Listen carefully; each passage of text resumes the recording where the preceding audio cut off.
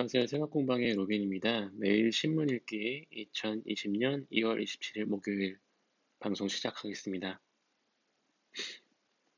첫 번째 소식입니다. 미국 유럽 하늘길 닫힐 위기, 대한항공도 매출 반토막 우려가 나오고 있습니다.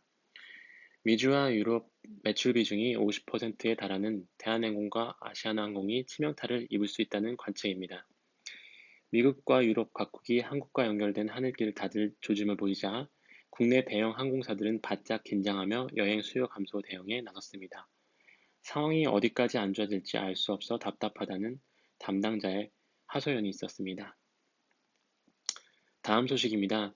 미국도 전염병 대유행, 팬데믹, 시간 문제일 뿐 연내 전 세계 70% 감염될 수도 있다는 보도가 나왔습니다.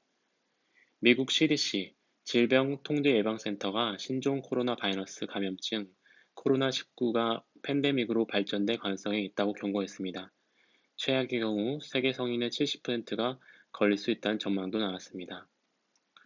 한국의 코로나19 검사 횟수가 3만 5천 건에 달하는 반면 미국은 일본 크루즈 다이아몬드 프린세스호에서 데려온 미국인 환자를 제외하면 검사 횟수가 426건에 불과하다는 것입니다. 유행병 전문가인 마크 립시트 하버드대 교수는 이날 자신의 트위터에 매우 효과적이고 장기적인 통제 조치가 지속되지 않으면 세계 성인의 40에서 70%가 걸릴 가능성이 있다고 밝혔습니다. 다음 소식입니다.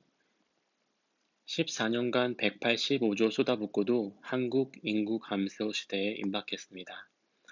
경제협력개발기구 OECD 36국 가운데 출산율이 0점대인 나라는 한국이 유일합니다. 지난해 출생아 수는 30만 3,100명으로 역시 역대 최저였습니다. 정부는 저출산 문제를 해결하기 위해 2006년부터 작년까지 총 185조 원을 썼습니다. 그럼에도 저출산 기조가 바뀌지 않는 것은 이미 태어난 아이 지원에 초점이 맞춰져 있기 때문이라는 지적이 많습니다. 만 7세 미만 아동에게 월 10만 원씩 지급하는 아동수당 등 현금성 복지를 늘린 게 대표적입니다. 출산율을 높이기 위해서는 일반적으로 혼인율이 올라가야 하는데 초혼인율이 인구 1000명당 결혼 건수는 4.7건을 기록해 처음 5건 밑으로 떨어졌습니다. 높은 주거비용, 청년 고용 문제 해결 등 저출산 대책에 초점이 맞춰져야 한다는 지적이 나오는 이유입니다. 이 부분은 인구 구조가 바뀌는 것과 관련해서 그런 스마트머니의 흐름 같은 것도 예측해 보는 것도 재밌을 것 같아요. 다음 소식입니다. 사전 예약 늘리고 오늘부터 개통. 갤 S20 승부수 통할까? 사전 예약 물량 개통 시작했고 코로나19 뚫고 흥행몰이에 관심된다는 보도입니다. 삼성전자가 악재를 딛고 신제품 흥행에 성공할 수 있을지 관심이 집중되고 있습니다. 통신 3사가 갤럭시 S20 시리즈의 특정한 공시 지원금은 최고 24만 3천 원이며 이는 기존보다 반 정도에 해당합니다. 삼성전자는 지금까지 경쟁사에 비해 코로나19 타격을 잘 피해왔습니다. 중국의 생산기지가 집중돼 있는 애플 화웨이와는 달리 삼성전자 스마트폰 공장은 베트남에 있습니다. 코로나19가 확산되기 전엔 S20 시리즈가 흥행에 성공할 거란 전망이 나왔으나 지금은 조금 불투명하고 관련 리서치는 S7 이후 처음으로 4천만 대를 넘을 것이라고 내다봤습니다. 마지막 소식입니다. 제품 대신 고객의 뇌 구조 연구, LG엔 비밀 특공대가 있다. LG전자 디자인 경영센터에는 비밀 경계와 같은 조직이 있다. 고객들의 삶을 관찰하고 그곳에서 통찰을 얻어 제품 기획과 개발에 반영하는 라이프소프트 리서치 LSR실입니다.